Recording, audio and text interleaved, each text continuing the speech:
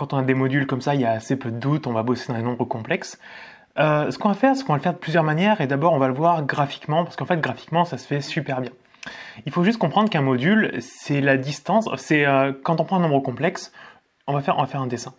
Si je prends ce nombre complexe, ici par exemple, je vais l'appeler m, la distance par rapport à l'origine du repère, c'est son module.